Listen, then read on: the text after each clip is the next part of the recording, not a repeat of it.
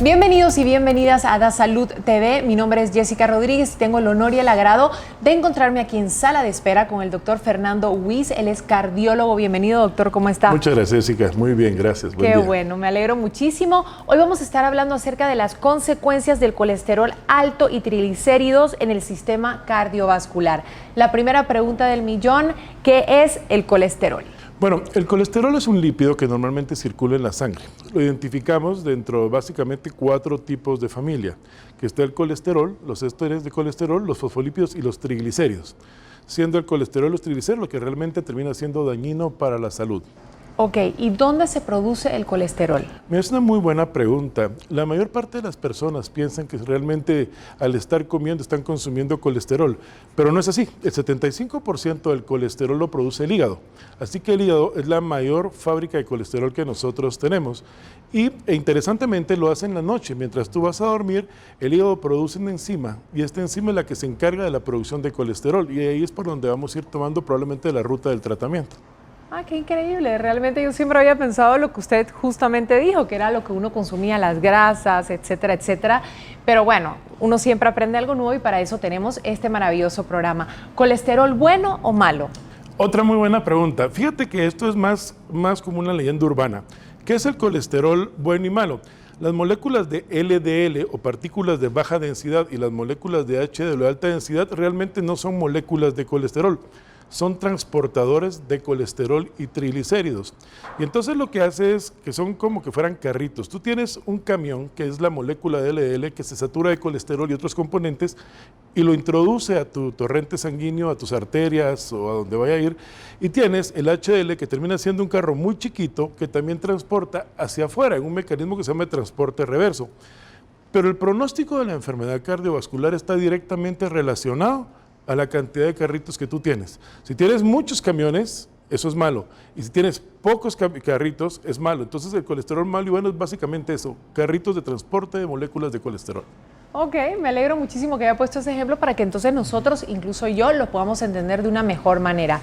Ahora bien, doctor, colesterol elevado. Sabemos que a veces ese colesterol se puede modificar, como por ejemplo, cambiando ciertos hábitos alimenticios, haciendo ejercicio, etcétera, etcétera. Pero hay otros que lamentablemente por genética no se pueden modificar. ¿Nos puede comentar un poquito al respecto? Sí, mira, hay varias formas en las que vas a clasificar estas enfermedades, pero hay unas que son muy pragmáticas. Entonces, tú vas a identificar los 4 elementos: colesterol, triglicéridos, HDL y LDL, o bueno o malo. Y entonces tú vas a jugar con la combinación de ellos. Por ejemplo, en Latinoamérica, más o menos un 60% tiene algo que se llama dislipidemia familiar combinada. Esto quiere decir que tiene triglicéridos, HDL y colesterol elevados. Algunas familiares, por ejemplo, tienen la molécula de colesterol LDL muy elevada. Y hay otros que se llaman dislipidemia heterogénica, que es verdaderamente peligrosa, que solo es triglicéridos y HDL. Entonces depende mucho qué quieres tratar, esa es la cosa. Entonces tú orientas el tratamiento hacia algo específico. ¿Qué sería lo peor? ¿Cuál es el peor escenario? Por ejemplo, si tú tienes una molécula de LDL arriba de 190 miligramos por decilitro, eso es muy grave y lo debes de tratar. ¿Y de qué depende la meta? ¿De quién eres tú? Si tu meta, por ejemplo, tú eres un paciente diabético, tu meta es 55. Si tu meta es que tú eres un paciente hipertenso que tiene otros factores de riesgo, tu meta es 100. Entonces, no puedes volver esto una receta de cocina y no le puedes decir al paciente, a ver, usted va a llegar a esto, porque cada paciente lo tratas de manera individual. Claro, es diferente y me imagino que hay que tomar ciertos aspectos y ciertas condiciones pues para poder ya pues saber si es riesgoso o no. Hablando de la palabra riesgoso, ¿cuál es el riesgo realmente de un colesterol elevado?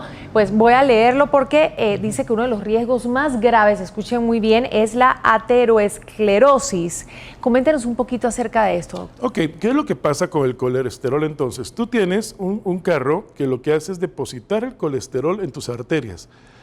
Se ha demostrado en autopsias realizadas a neonatos desde muy chicos, cuando tú diseccionas la aorta encuentras estrías grasa en las arterias. Más o menos un recién nacido debe manejar 55 miligramos por decilitro de colesterol, de ahí la meta, digamos. Entonces, ¿qué sucede? Cuando tú vas depositando toda tu vida colesterol en tus arterias, se forman placas. Y estas placas son las que tienden a formar la aterosclerosis. Hay placas que se vuelven muy crónicas y se calcifican mucho y que no son tan peligrosas como algo que conocemos como placas blandas. Estas placas blandas se alteran por fuerzas mecánicas muy importantes dentro de tus vasos sanguíneos y son las que se rompen y pueden llegarte a provocar, por ejemplo, un infarto o un derrame cerebral. Eso es lo importante de la aterosclerosis realmente. Todos tenemos un poco, definitivamente, pero no en todo la aterosclerosis es severa. Claro, a veces no se siente, o sea, a veces no hay síntomas, que esa es la siguiente pregunta. O sea, ¿cuáles serían los síntomas entonces de un colesterol elevado en la sangre? Realmente no hay ninguno, por eso entra dentro de la clasificación de estas enfermedades que se conocen como asesinos silenciosos. Entonces tú puedes tener una vida llena de un mal control nutricional con sobrepeso y tener colesterol elevado y darte cuenta el día que te vino el infarto, y ese sería tu primer síntoma. Entonces, digamos, en los procesos de prevención reconocemos básicamente tres. Primordial. El primordial es qué pasa con tus hijos. Yo siempre le digo esto a los pediatras en los congresos y se molestan un poco conmigo, pero es la realidad. Entonces, todos los que hemos tenido hijos pequeños, ¿cuántas veces el médico que los evaluó les tomó la presión? Eso no pasa en el consultorio del pediatra. ¿Y cuántas veces, si uno padece dislipidemia, le dijo, mire, mídele los lípidos en la sangre a tu hijo porque tú tienes algo familiar y entonces el riesgo de que ellos lo hereden es muy grande? Entonces, lo que obliga aquí en la prevención primordial es, si yo tengo riesgos, educo y veo a mis hijos. Pero si yo tengo riesgos, entro al proceso de prevención primaria. Entonces, yo no he desarrollado la enfermedad y me voy a tratar por una enfermedad que no me ha provocado una enfermedad. La secundaria, la prevención secundaria, es cuando ya te dio un infarto y ahora te lo tienes que tomar para disminuir el riesgo. Dios mío, o sea que ¿desde qué edad usted realmente recomienda que uno se debe medir el colesterol en los niveles de sangre, doctor, entonces? Desde muy joven. Mira, la edad de riesgo, según el estudio Framingham, empieza a partir de los 50 años de edad. Nosotros seguimos más el modelo europeo y a partir de los 40 años identificamos riesgo. Pero si yo, por ejemplo, soy un paciente con hipertensión y diabetes y mi hijo de 21 años o 20 años tiene ese riesgo, yo debería empezar ese estandarizaje con él desde una edad muy temprana, porque podría ser un cuadro reversible con una buena dieta, por ejemplo. Con el colesterol pasa exactamente lo mismo. O sea, tú tienes niños que probablemente estén dislipidémicos porque el porcentaje de obesidad infantil en este país es alto. O sea, ¿y tiene cura realmente cuando alguien tiene el colesterol elevado, doctor? No, no hay cura, solamente No lo hay. controlas. Si yo te encuentro a ti, por ejemplo, una dislipidemia familiar, entonces yo sé que te puedo poner la dieta del mundo, te voy a bajar los kilos del mundo, pero tu dislipidemia la traes en los genes y siempre va a estar alto. Entonces el tratamiento es de por vida. Entonces tú puedes indicar tratamiento a los pacientes dependiendo del tipo de descontrol de lípidos que tenga y probablemente lo vas a indicar el resto de la vida porque es una enfermedad que no se les va a curar, solamente la vas a controlar. Y el cuerpo tiene algo interesante y es que guarda memoria metabólica. Si tú estás acostumbrada a tener valores de glucosa muy elevados, tu cuerpo se va a acostumbrar, aunque entres en dieta y trates de entrar en remisión durante mucho tiempo a esta memoria metabólica previa, que si la tuviste 20 años vas a tardar un montón de tiempo en volver a cambiar la memoria metabólica y eso es lo que te mata al final. Ok, entonces, no se puede prevenir, se puede controlar, se puede, bueno, no, perdón, miento, no se puede curar, se puede controlar, pero se puede prevenir. O sea, si yo, por ejemplo, sé que mi padre o mi madre sufren de un alto nivel de colesterol en la sangre, ¿yo lo puedo prevenir de alguna manera? No lo podrías prevenir si es, si es hereditario. A ver, hay dislipidemias que se conocen como heterocigotas y homocigotas y eso depende mucho de tu valor de colesterol malo. Si tú tienes un familiar que murió tempranamente de un infarto, 40 años, que ahora lo vemos muy frecuentemente, ¿verdad? Y entonces, ¿qué sucede? Si tú encuentras que tu hijo tiene dislipidemia heterocigota o homocigota, por ejemplo, es un tratamiento bien complejo y lo debes de arrancar a edades muy tempranas. Claro, pero si lo tuyo son los triglicéridos, que dependen probablemente, porque estas grasas no hemos hablado, pero estas son las que normalmente consumes.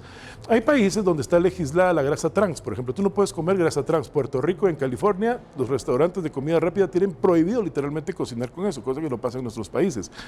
Si es por consumo, entonces tú sí podrías decir, bueno, ¿saben qué? se acabó y vamos a tener una dieta hipograsa y eso sí lo puedes modificar. Pero como te digo, la clasificación de las dislipidemias distingue al menos 5 o 6 tipos diferentes y por eso es tan importante el tamizaje tempranamente. Claro, no, es muy interesante realmente esto para que tomen nota si ustedes tienen por herencia algún familiar que sufra, en este caso de colesterol elevado en la sangre, por favor vayan porque se puede prevenir. Y ahora sí que mencionó los triglicéridos.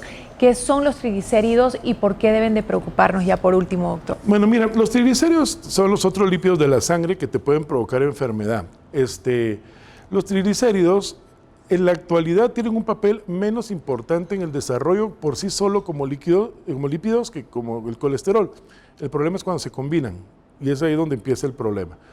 Tú tienes una dislipidemia que tiene triglicéridos elevados y colesterol bueno muy bajo. Eso se llama dislipidemia aterogénica. Esa es la que provoca más aterosclerosis.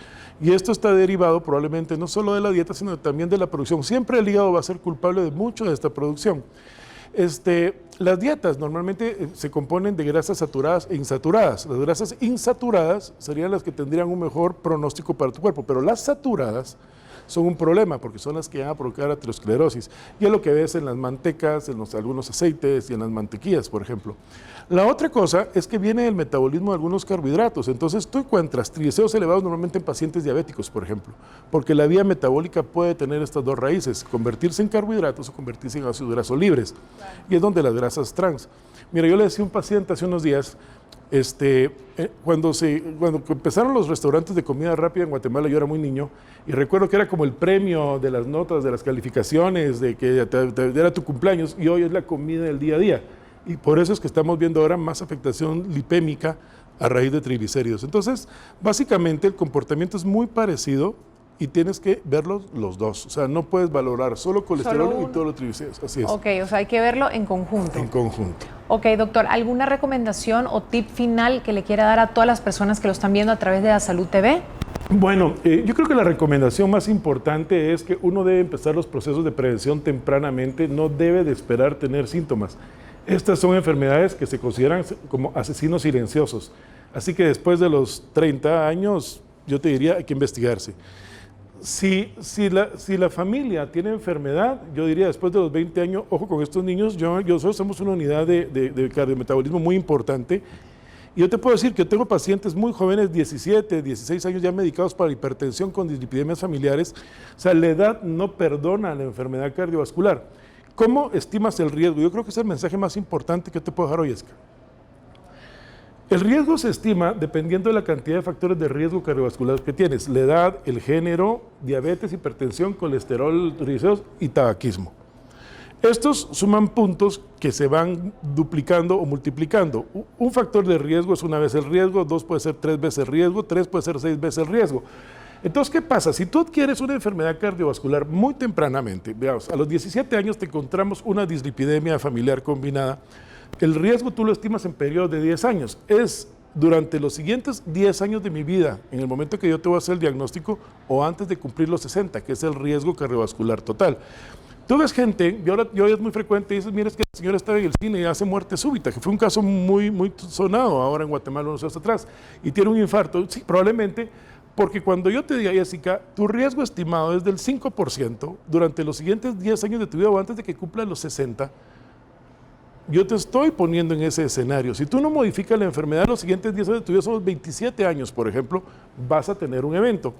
Pasó ayer, veo al hijo de una colega que llega por una hipertensión, según esto, de bata blanca y reactiva, y le hicimos algo que se llama mecánica vascular.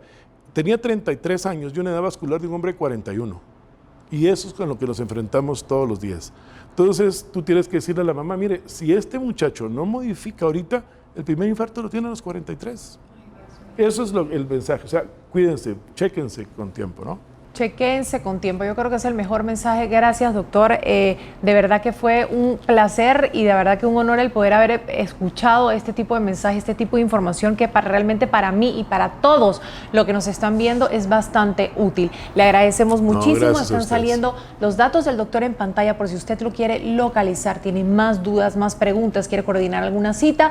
Así es que le agradecemos muchísimo su entrevista y gracias por habernos sintonizado en otra entrevista más aquí en La Salud TV.